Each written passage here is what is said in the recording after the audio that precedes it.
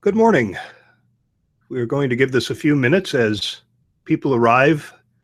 I have a count showing up on the bottom of my screen that tells me how many people are here, and I know how many are registered, so I'll wait till we get a little closer to that number. So if you need to grab a cup of coffee, now would be the time. I have mine.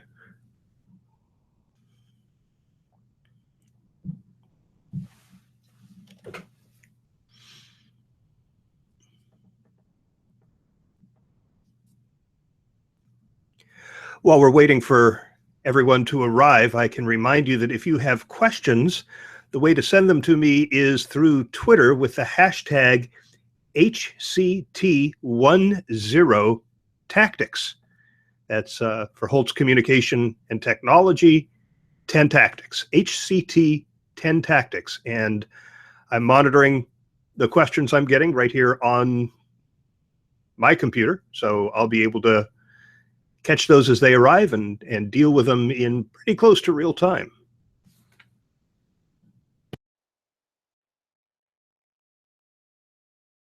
All right, we're getting close to pretty much everybody being here, probably just another minute or two. I appreciate your patience. I always hate making people wait who got here on time.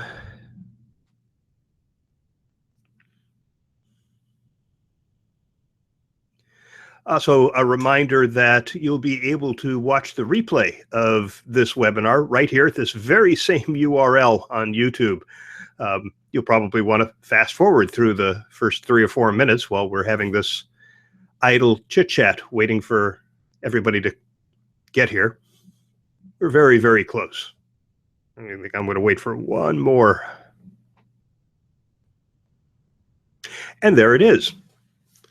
So thank you, everybody, for registering for this webinar, 10 Tactics for Communicators to Engage Employees. And I'm also going to wrap into this ways to fit engagement into a broader internal communication strategy. This is something that I am very passionate about. I've been talking about this, reading, thinking, and writing about this for about 6 or 7 years now, and I tend to talk at a fairly theoretical level, and folks have been asking me specifically what steps they can take, and that's what led me to develop this webinar. I hope you find it valuable. We'll jump into it in just a second. I do want to let everyone know who wasn't here when I mentioned it a minute ago that if you have questions, please use Twitter to send them along with the hashtag HCT10 Tactics. That's for Holtz Communication and Technology 10 Tactics. So HCT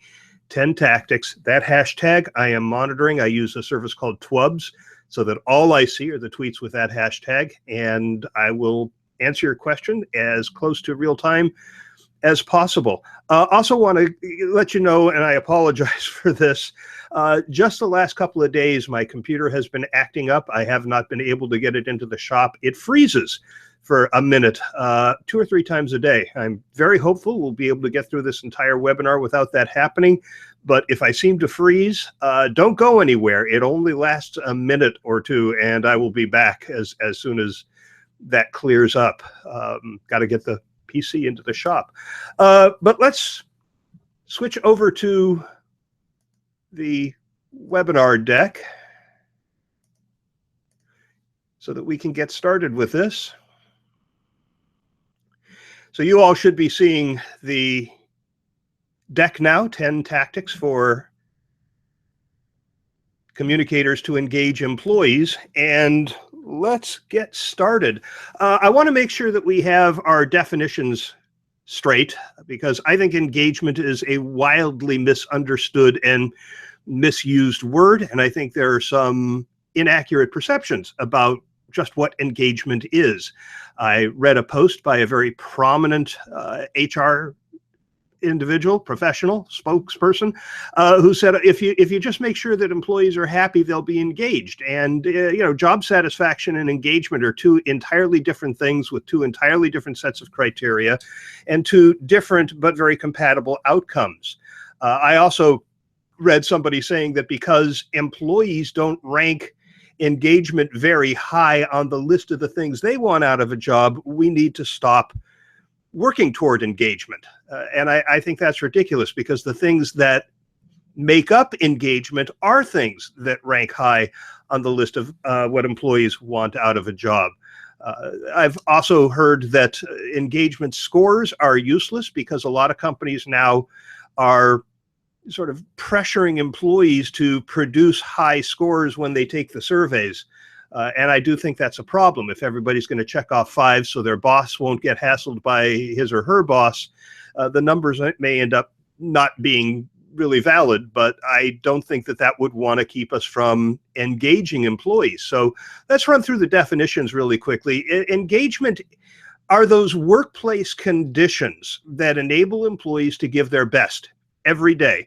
It lets them offer more of their capabilities and their potential. In fact, one of the definitions of engagement I really like is that it enables employees to give discretionary effort. Engaged employees are the ones who are sitting on the edge of their seat, waiting to be activated for more than just what they do based on their job description. They are anxious to help the company achieve its goals and fulfill its mission any way they can. And they're just looking to be activated and given permission to be able to do that.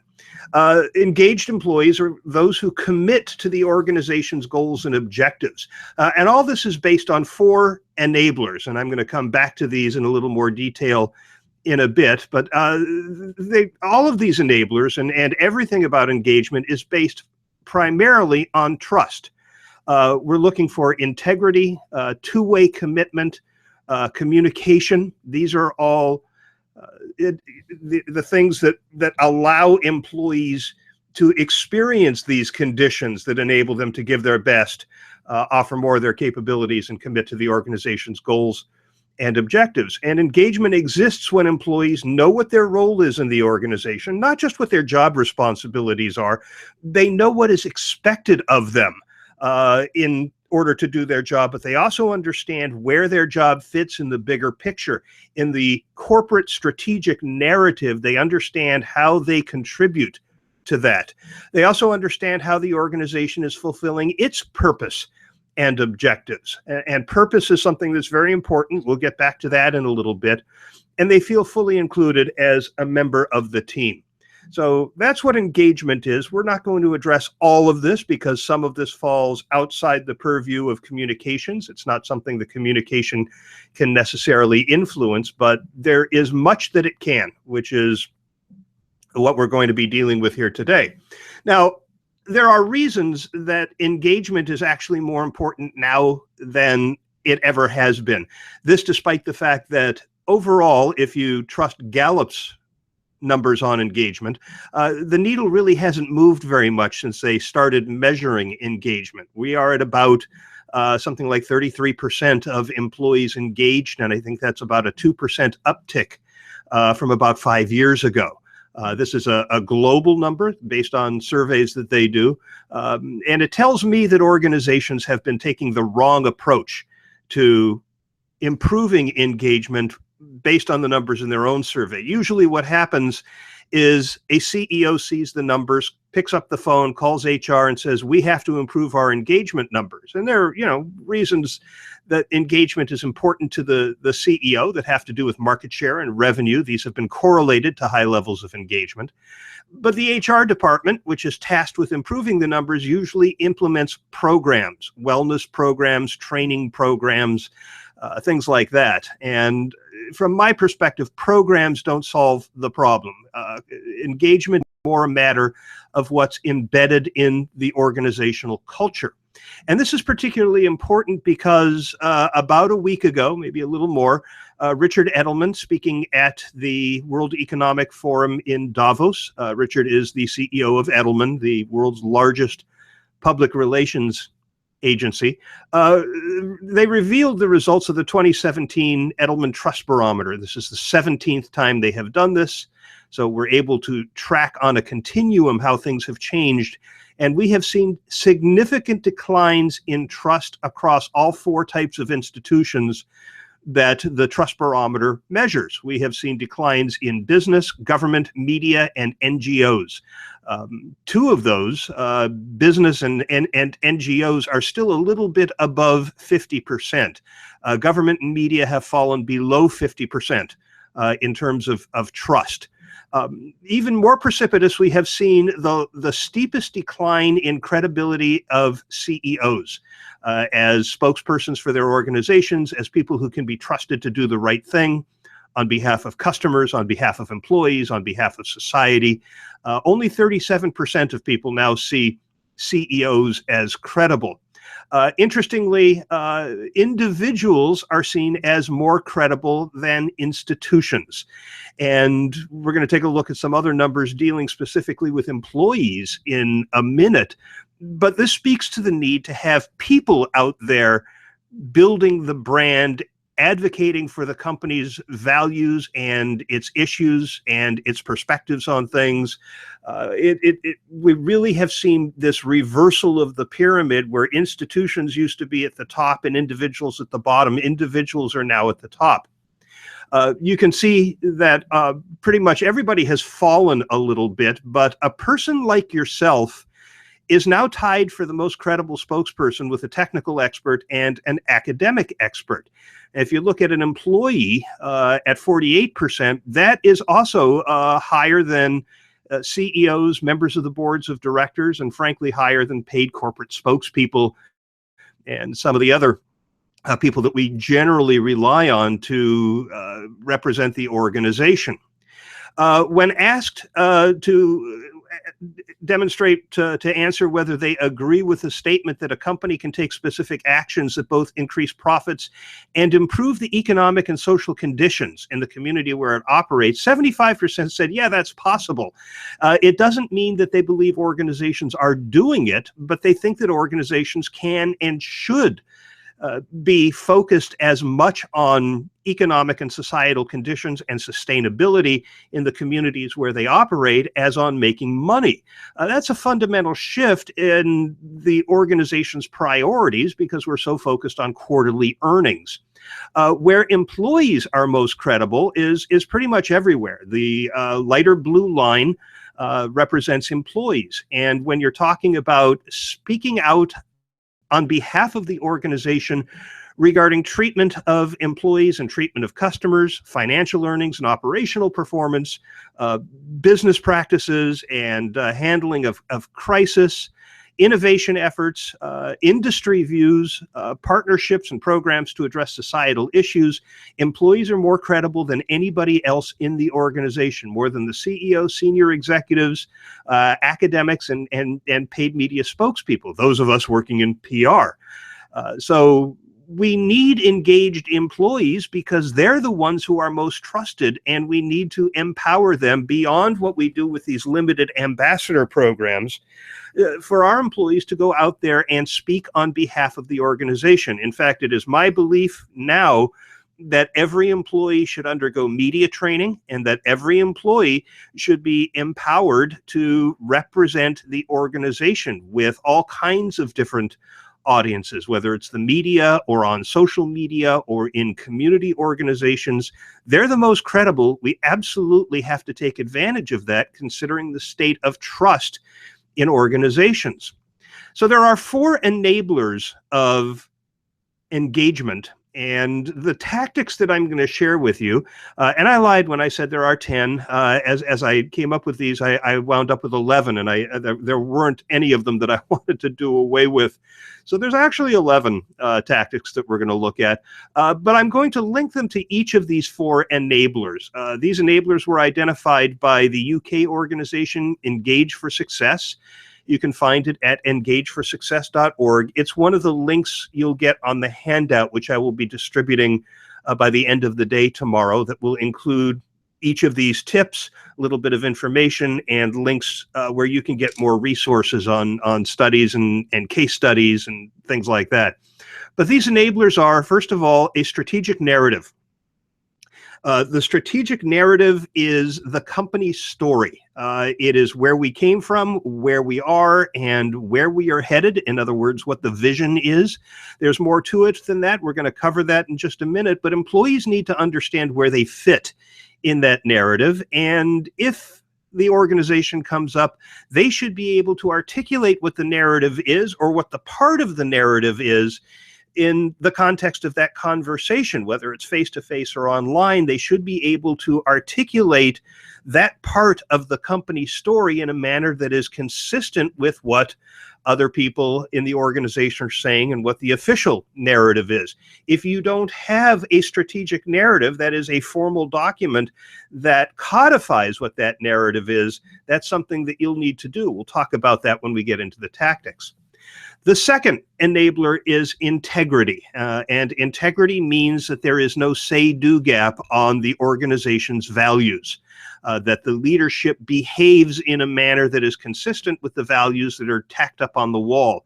If they act in a manner that is inconsistent with how those values are phrased, if people get promoted based on actions that violated those behaviors, then those values, then you've got a real problem on your hands. Those values become nothing more than words on the wall that are sources of cynicism among employees. Third is an employee voice. And by this, I'm not talking about each employee being able to have a voice in decision-making and the like, but that employees collectively, in teams, in groups, are heard. They're able to participate. One of the reasons that I think this is so important is that as communicators, we should always be thinking about two-way communication. In fact, it's been my argument for some time that communication that is not two-way is not two-way communication. That is broadcast. Communication, the word itself means that two parties or two entities have an exchange of ideas or an exchange of information. It is not a one-way activity. And employees will be engaged when they know they are listened to, when they know they are heard. And finally, engaging managers. These are managers who talk to their employees regularly, are able to help them understand what the team's efforts are doing to contribute to the larger organizational goals. They provide ongoing feedback, and as we'll talk about a little bit later, I think they are the weakest link among these four enablers and therefore require a little special attention.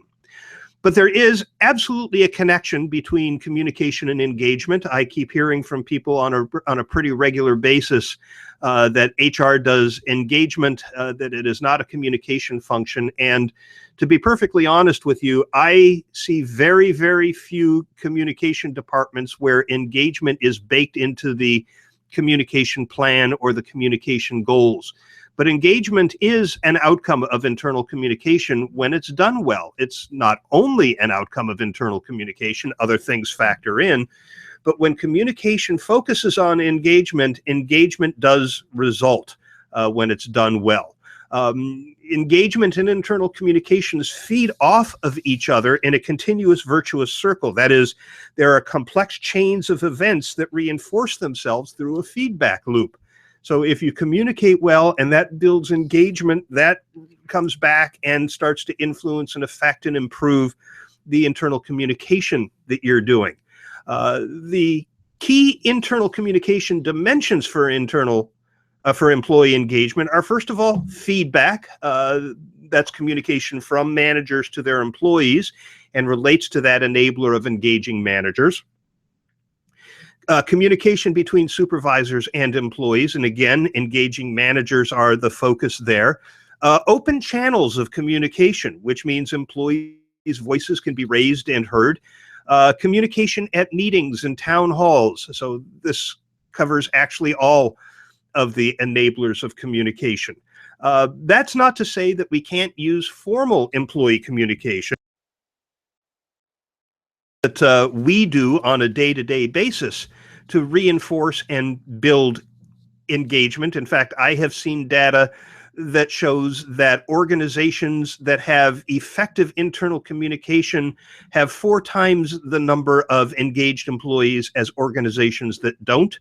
I have seen data that suggests that in organizations with low levels of engagement, they usually have bad internal communication. In organizations with high levels of engagement, usually employee communication that is really effective is cited as one of the factors driving that engagement. So let's start looking at the tactics that we can bring to bear in building engagement in our organization. That starts with a strategic narrative, one of those four enablers. And a narrative is simple. It's story. It's a storytelling. It has a beginning, a middle, and it doesn't have an end. It has a future. The future is the vision. This is where we are trying to get to. So we have to talk about where we came from, how we got to where we are, and what we need to do to get to where we want to be. The elements of a strategic narrative include our purpose. The purpose is not to make money. The purpose is not to provide an adequate return on investment to shareholders. The purpose is how we make the money to do that. I've always been struck by the purpose at Disneyland, which is very clear as soon as you walk in. It's on the archway as you leave the ticketing area.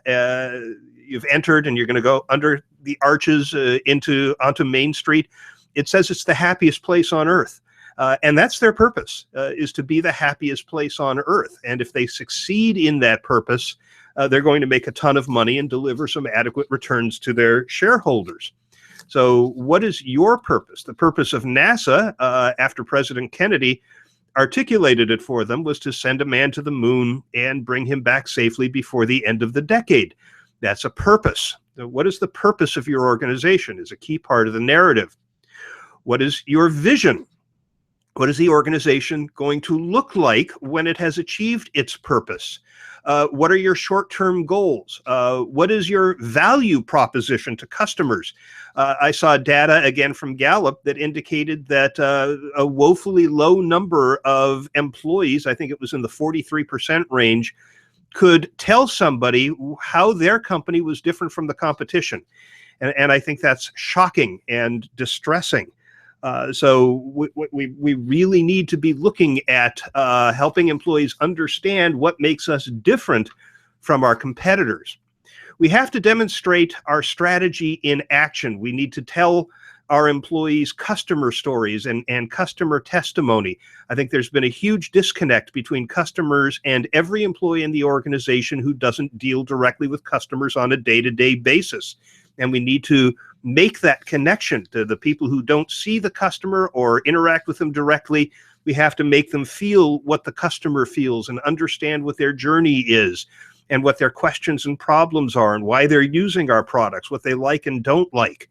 And finally, what are our values? What makes us special? And this is really critical because employees tend to get engaged when the company's values align with their own. It's been very gratifying to see more and more organizations that are in the interview process looking for employees to hire who have values that are aligned with the organizations, and they're not interested in employees who don't. And what is expected of employees in order to help move the company along this narrative? That's all very important stuff. So let's jump into the tactics here. The first of the 11 tactics that I'll share with you today is to create a strategic narrative press kit.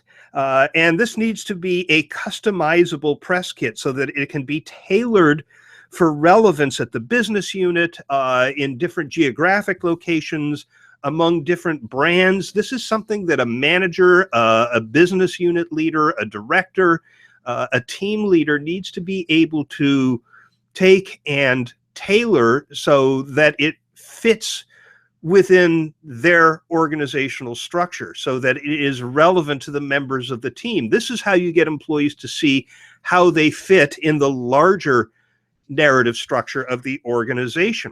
Now, a press kit can include all kinds of things. I saw one of these recently that had posters that employees in remote geographic locations could print out on their local printers and hang up around the office or even in their own cube on the wall. But it includes documents, right? The main strategic narrative document, the core document that is the basis of everything else. PowerPoint decks that managers can change or add to in order to make it relevant and timely in their own local town halls or their own local team meetings. Lists of talking points that managers and directors and business unit leaders and the like can use when answering questions or making presentations. Timelines showing where we came from and where we've been, with a specific element of dates or years attached to that, so that people can see the continuum that we have been on and how that's going to shake out in the future. Meeting guides that managers can use in order to address this. I'm not talking about a meeting just to address the narrative, although you could certainly do one of those if you have a need to, but to build all of this stuff into a meeting. It help people figure out, if they're hosting a meeting or a town hall, how they can add the narrative, weave the narrative into the other things they're talking about, so that employees are able to make the connection between the company's story and the day-to-day work we're doing, or the particular change that we're going through. You could even do memes and GIFs that can be shared online with emails or on internal social networks that just drive home the point in a fun, short, and compelling way. Infographics, another element that you can incorporate into a strategic narrative press kit. Now, this isn't a press kit from 30 years ago in a folder. This is an online document. This would be a sub-site or a mini site that you create on the intranet or wherever it makes sense, given the online structure in your organization, or whatever platforms you're using, but a destination where people can go in order to retrieve this stuff, in order to be able to use it when they're having meetings or talking to employees, even figuring out how to use it in one-on-one sessions with employees during performance evaluations or feedback sessions. And it needs to be marketed so that people know that this is there to be used. Tell stories about how managers have used this effectively. But this is how you start to build the narrative into the organizational culture. The next thing you want to do is crystallize the future. This is one element on the strategic narrative. Remember, we have a beginning, a middle, and a future. And if people can't close their eyes and visualize the future, they're going to have a very hard time helping the organization build it. What you're looking at here is a town hall for employees at USAA. It's the financial services company that focuses on military families. And this was after several departments at USAA had merged into a chief risk office. It was a center of excellence that provided services to the rest of the organization, but it was a big change. It had a dispersed workforce that included remote workers. And as these different departments that had been in their own silos before merged into one organization, they registered a significant drop in engagement scores through the survey they used, which is, I recall, was a Gallup survey. So they were able to reinforce the survey that engagement was low with managers who were holding one-on-ones with employees through exit interviews. All of these confirmed that something needed to change. Most at issue was that employees wanted clarity for the future. What is it that we're supposed to be driving to here? How does this new risk office help the organization get to the future that we understand is embedded in the broader company narrative? But they were also looking for development opportunities, greater transparency and communication, fewer silos, more recognition. So leadership created a Chief Risk Office vision strategy. It focused on communication that brought clarity to the vision and to the office's purpose. Now, in order to do that, employees were given the opportunity to volunteer time and ideas to bring the vision to life. So there's the employee voice contributing to the narrative as it is adapted to this new function, but entirely consistent with the broader vision of the organization. About 65% of the workforce volunteered to be part of that solution. So this was both a top-down and a bottom-up effort. The intranet social platform that they use there, I think it was Yammer, was developed for information sharing in this group. The online community allowed for collaboration and two-way communication where employees were able to post news, information, photos, and comment on other posts, all related to the development of the vision for this office as it would contribute to the vision for the organization. They also had town halls that were enhanced with, you can't really see it here because it's a static image, but there was a lot of employee participation and recognition of employees whose behaviors reflected the values that the organization wanted out of this office. Also, again, consistent with the values of the organization at large. There was multimedia, there was guest speakers, they did leader huddles with teams, they had a speaker series, volunteer opportunities.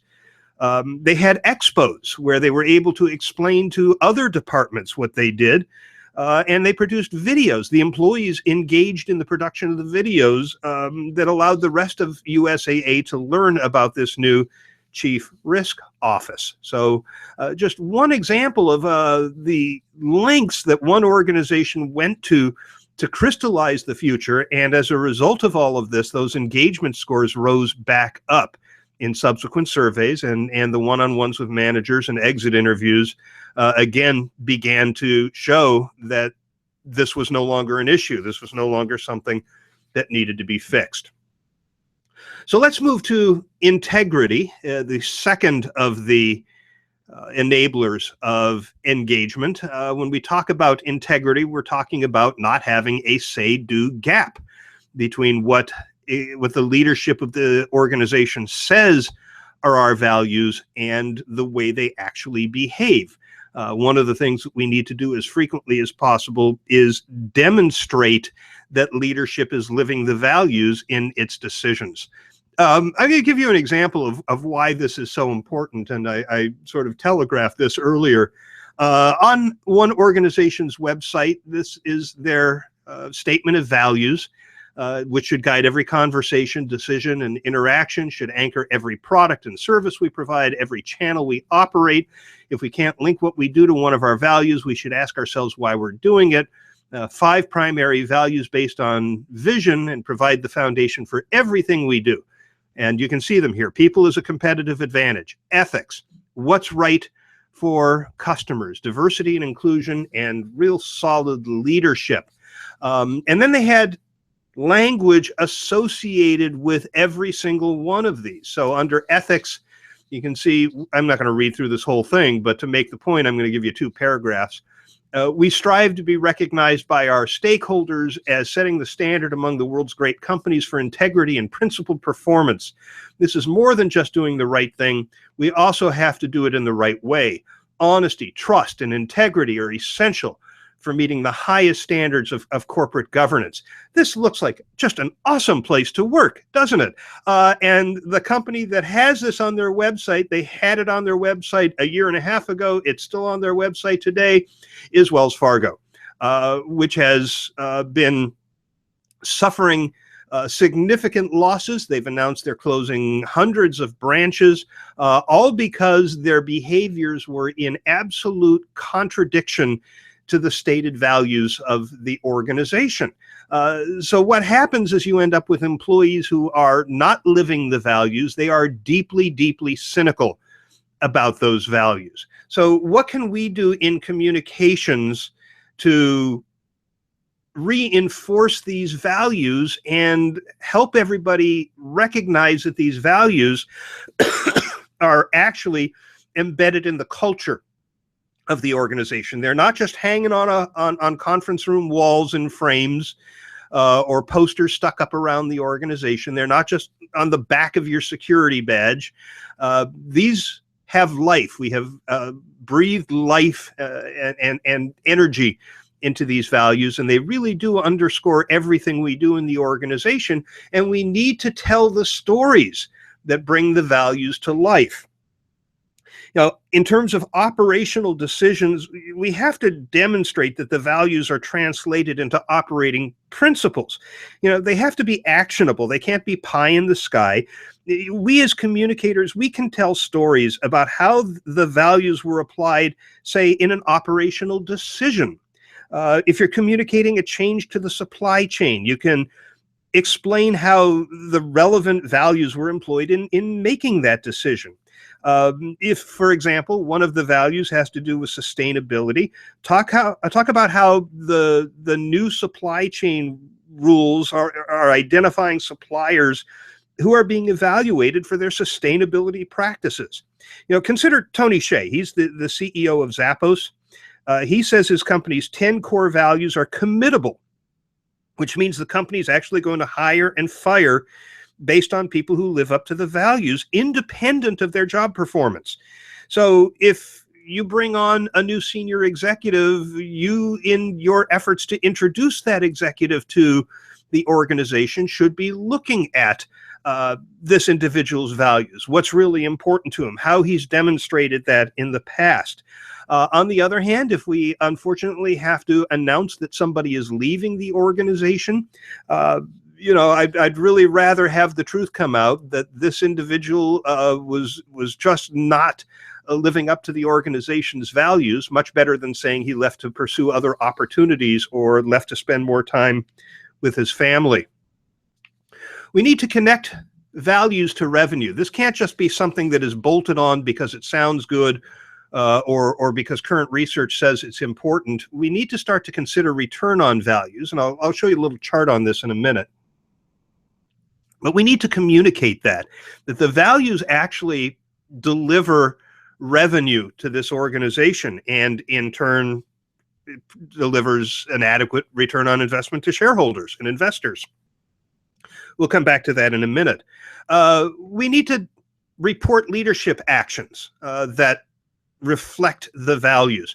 I don't think we need to be as overt as coming out and saying, value 4 on our list of values is reflected in what our senior vice president just did. Just tell the story of what he did. People can make that connection by themselves. But we need to start looking for those stories that make it clear that our leaders are behaving in a manner that is consistent with the values that they expect the rest of us to live by. We can also look at employee-generated content. There was a bank, I think it was a TD Bank up in Canada. They implemented an employee content contribution system. It had gamification built into it. So, if people liked the story that you told, they got points, and the more points they got recognition out of that. And it was used specifically for employees to share stories about how they delivered great service to customers, or how they saw somebody else in the company deliver great customer service. What happened, and I found this really fascinating, is that the contributions that got the most upvotes, the contributions that people indicated they liked the most, were the ones that started getting embedded in the culture. In other words, people started telling these stories without having to go look them up on the intranet. In fact, after about a year or so, there were people who were telling these stories who didn't even know that they had originated on the intranet. These were just the stories that got told when people were talking about great customer service. So finding ways for employees to tell their stories where others can see them and share them, and where they can become part of the storytelling culture of the organization, that can be really powerful. Recognition of employees who reflect the behaviors that we are looking for, who really do bring those values to life, is important too, because everybody else looks at who's being recognized and they say, is that what it takes to get recognized around here? I have long argued that recognition is as much for the people who aren't being recognized as it is for the people who are. Yeah, there is certainly both intrinsic and extrinsic rewards accrue to employees who are recognized, but everybody else understands what's expected of them. And if they see the recognition accruing to employees whose behaviors are consistent with the values, then that reinforces that the values really do underscore everything that we do in this organization. It drives the decisions that we make and the actions that we take and the way we treat each other and the way we treat customers. And finally, increase emphasis on all of these when you're suffering through bad times, when you're going through layoffs, when the economy is down, when you're going through really agonizing change. That's not the time to scale back on this. This is the time to amp up the efforts to reinforce that the values live even when times are tough. I want to come back to for a minute to this notion of return on values. And what you see here is research that was done. I can't remember offhand who was behind this research. I can get it to you very quickly though. And I have a link to it, by the way, in the handout that I'm going to send all of you within the next day or two. But what you can see is on one axis, you see the things that are strongly affected by values. On the other axis, how important it is to business strategy. And you can see the values have the highest return when it comes to building the company's reputation. And if you've ever read the book Reputation by Charles Fombrum, you know that there is a formula for figuring out what the monetary value is of reputation. There's also employee recruitment is affected very heavily by the values. The employees who, the prospects who are going to want to come work for you and put up with the onerous recruitment process. They're going to want to do that more if they see that this company lives its values, and the values are also their own values. Customer loyalty, which is huge because it costs a lot less to keep a customer than it does to acquire a new one. And customer loyalty is driven by your values, as is product quality and innovation. So these are ways that you can actually start to measure the impact of living your values on revenue. And if you have, for example, cynical leaders who, don't get the vision thing, this can be a really powerful way to incent them to bake those values into the organization's culture rather than just publish the words on the wall. By the way, those values can help justify financial commitments in the face of analysts who just want quarterly returns. You can express the return on values in terms of potential losses when the values aren't applied, by the way. Inferior customer experience that damages the brand, loss of key executives, shareholder lawsuits or revolts, loss of consumer investor confidence, customer lawsuits. Those are all things that can happen when the organization fails to live by its values, and those all have costs associated with them too. Another tactic for really weaving those values into the organization is to engage employees in corporate social responsibility efforts. And I want to tell you a case study here from Bacardi, the alcohol beverage company. They have a very, very strong value related to water. They need water desperately to make their product. As I recall, it takes 10 gallons of water to make one bottle of premium spirits. So they have a water sustainability value. It is also one of their core social responsibility initiatives. They invest a lot of time and money in it. And they recently came up with a new program, and it's the No Straws Pledge. If you want to see some of this in action, just go to Facebook or Twitter and look at the hashtag No Straws. And they communicated this incredibly strongly to employees and invited employees to participate. So employees, first of all, were able to eliminate the use of plastic straws and stirrers in their own workplaces. At 200 different Bacardi locations, they got rid of straws and stirrers. A lot of these end up in the ocean, by the way, and there's an estimate that by, I think, 2025, there's going to be more plastic in the ocean than fish. Startling statistic if you think about it. But the employees also, just when they were out, they told bartenders, no straws, please, and then talked to the bartenders about not using straws and stirrers and why. They went out on Facebook and on Twitter to reinforce this. Every post I'm showing you here is from an employee. And you can see this one got 20 likes on Facebook. Here's one that got shared that included a video that the company produced. Here's one that went to a club and showed the drink that he got and the bartender that he had convinced to stop using straws in drinks. So this is not just a corporate social responsibility initiative where you read about the organization having made a donation. This is one where the employees are actively engaged in bringing it to life. And if sustainability is one of their issues, one of their values, and the company is not only promoting this and investing in it, but engaging employees in it, then employees feel good about coming to work for that organization. And it builds their level of engagement.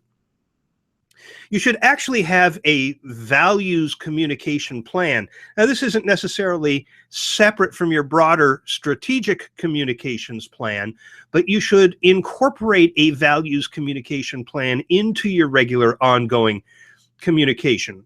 A plan basically means that you have goals, which means you know what it looks like if you have achieved the goals, if the plan has worked.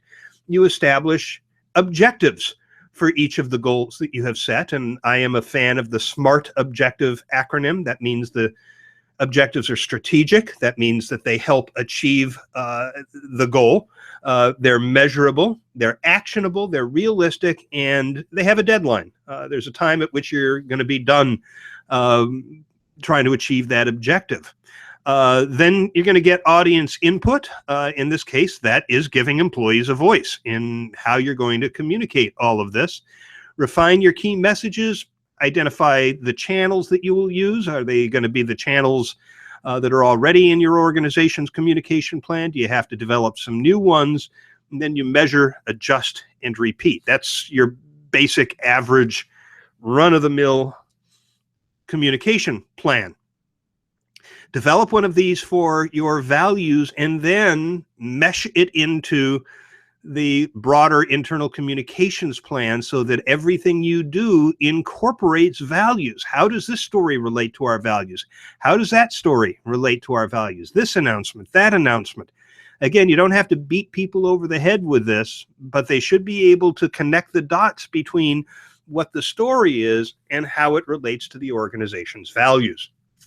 Let's move on to the third enabler of engagement, which is the employee voice. And there's a reason that we want to look at this, and that is based on research. The employees who are inclined to communicate with each other as ambassadors for the organization with outside audiences, that could be their social networks, for example, if they are informed, if they have the information that they need, and they are trained and the policies in the organization give them permission, fully 32% of your employees can be out there advocating on behalf of the organization. And with that, I would remind you of the chart from the Edelman Trust Barometer that shows employees are the most credible spokespeople across virtually every dimension of communication the organization does.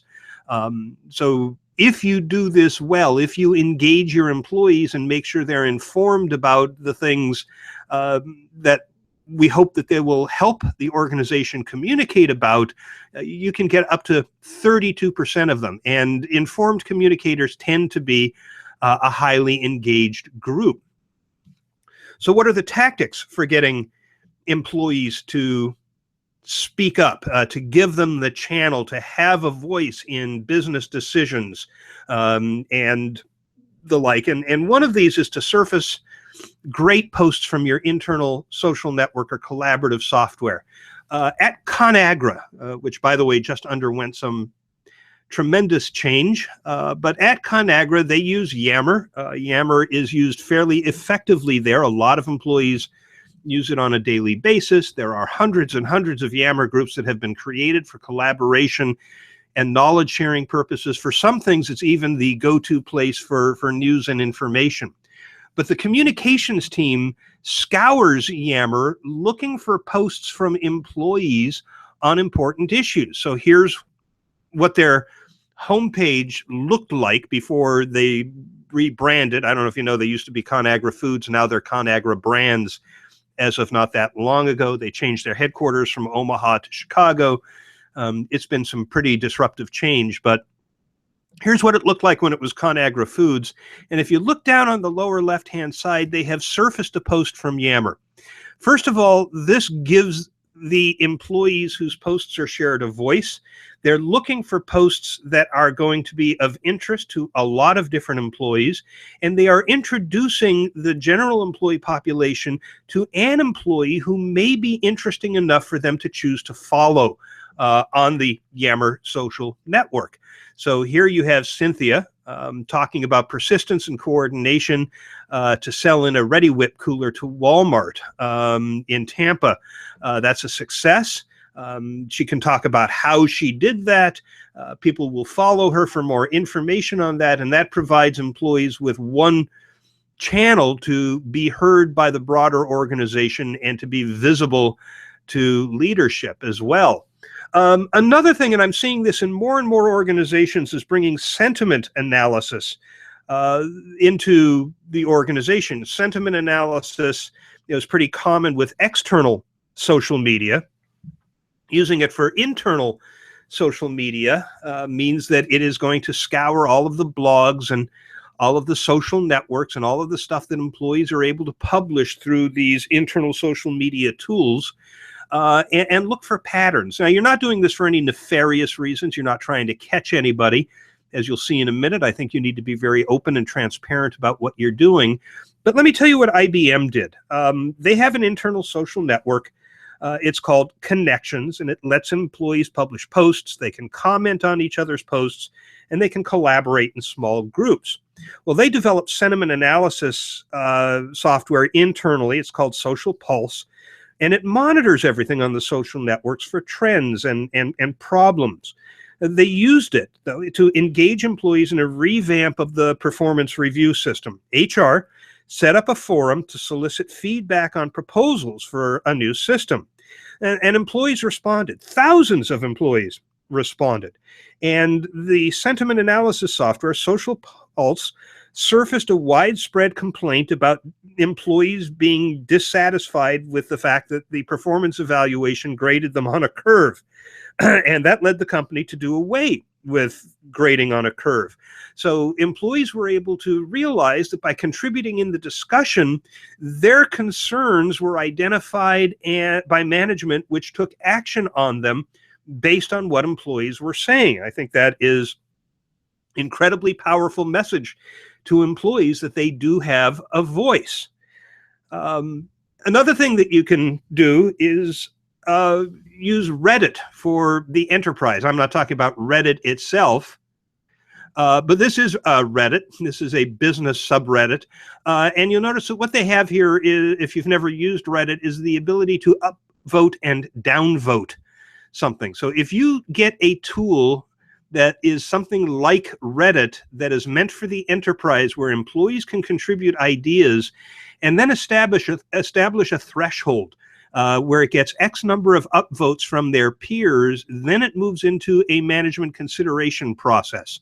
I know organizations, Dell, for example, which uses or used Salesforce Ideas, the software that comes with several of Salesforce's packages.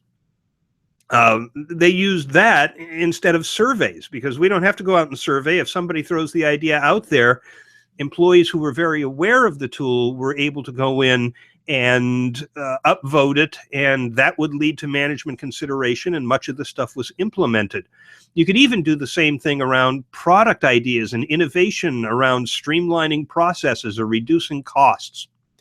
You should also look at crowdsourcing ideas in the organization to solve very specific problems. That's frankly what IBM did when they were looking for solutions for a new performance management system. But there are other ways to go about this. One of the things that you can do is a jam. Jams innovated by IBM provide discussion forums and other channels over a limited period of time, 3 days usually. It's well publicized, where employees can come in and have group discussions and share ideas, and the ideas are captured, evaluated, and the ones that make sense are put into place. IBM has done these around innovation, around managing, and around sales, and a whole variety of other things. World Cafes are conversational processes for leading collaborative dialogue and knowledge sharing. They're particularly good with larger groups. They have breakout tables, and they're usually around very specific issues. One of the things, I've participated in one of these in Mississauga, in Canada, and they had paper tablecloths and markers and crayons so that you could diagram your ideas or write down lists.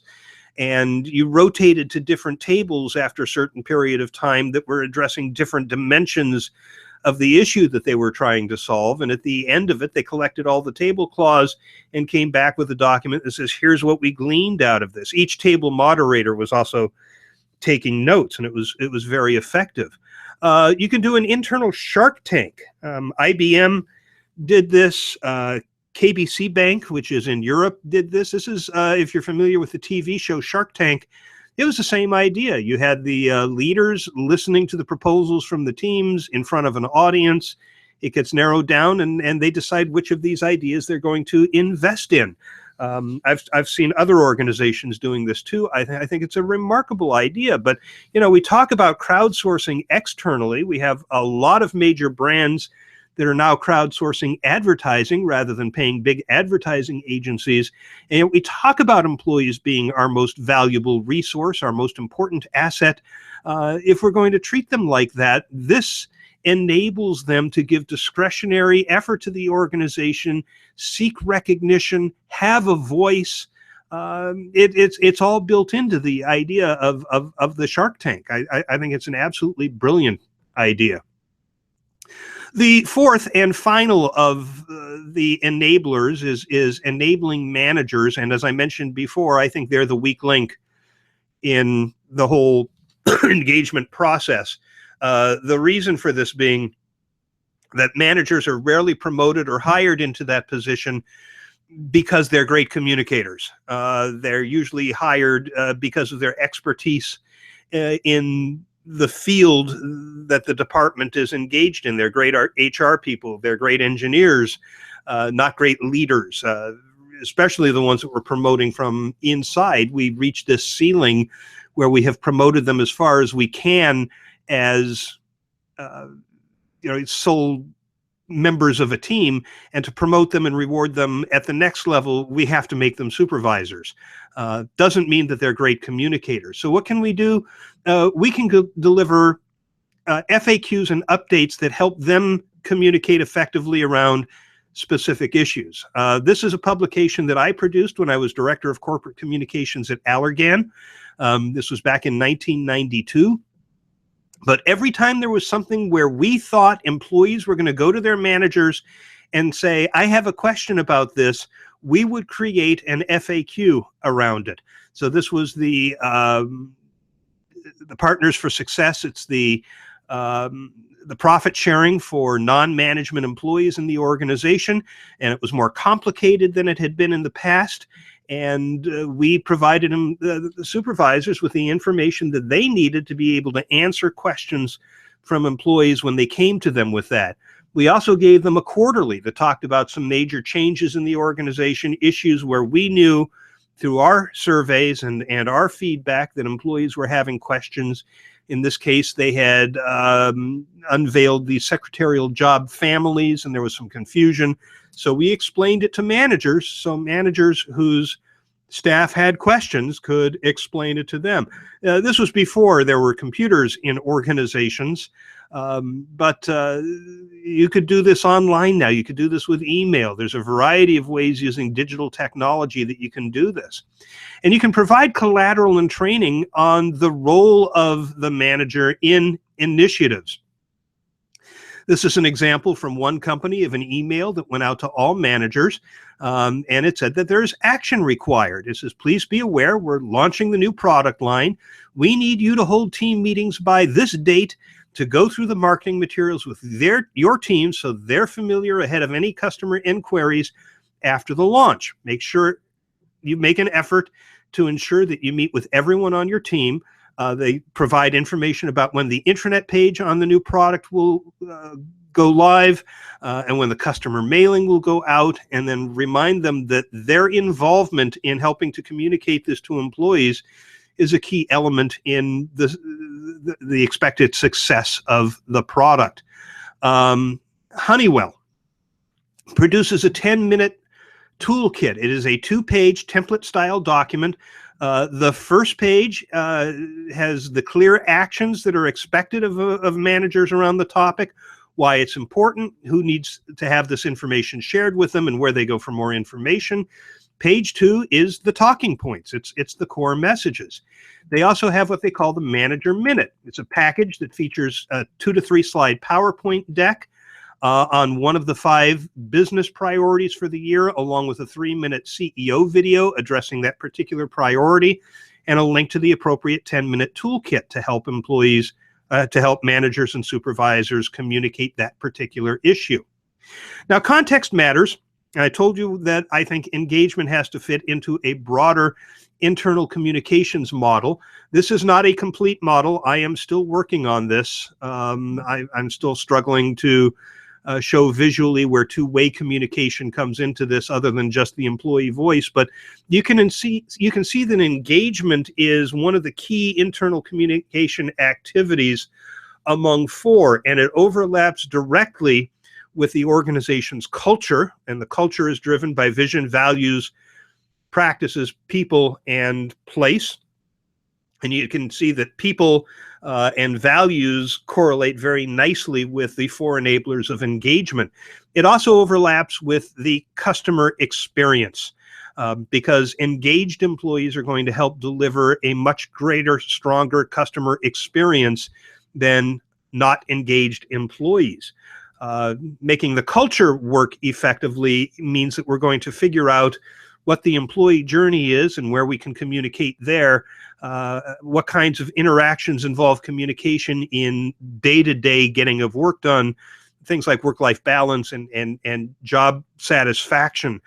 This is the larger context of employee communications, but I believe that engagement has to be at the core of it. Honestly, if all you're doing is publishing articles to the intranet these days, there's a growing number of organizations who don't see a lot of value in that, because employees have access to information from all different kinds of sources these days. And I hear from communication leaders who are being laid off as the internal communication department is being folded into the marketing or human resources department or the corporate communications department, where it is viewed as just one additional constituent audience, as opposed to the informed insiders that employees are, which leads us to want to have a discrete department focusing on employee communication. So that's what I had for you today. Come back and look at you face to face. I didn't get any questions through the hashtag, but if you have questions after I sign off here in a minute, please feel free to reach out to me. You can call, you can email, you can tweet. I'm easy to find out there, and please feel free to reach out. But I feel strongly that these tactics are things that we should be starting to build into our internal communication practice today. You go back to the Edelman Trust Barometer at the beginning, and the lack of trust in organizations, the lack of trust in the traditional spokespeople, but the growing trust in the spontaneous speaking of frontline real employees who are people just like ourselves. And it becomes real clear why we need to engage employees. And it becomes real clear that we need to, as communicators, as communication departments, really focus our efforts building communication, building engagement through communication with our employees. So that's it. Within about 15 minutes, this video is going to be available on the same YouTube channel, the same YouTube page that you came to watch the webinar. I hope this was instructive and useful for you. And if you have any feedback at all, just reach out and let me know. But with that, I hope you have a great rest of your day, a great weekend coming up, and I hope you're able to have a very positive effect on engagement in your organization moving forward from here. Thanks a lot for participating in this webinar. Bye-bye now.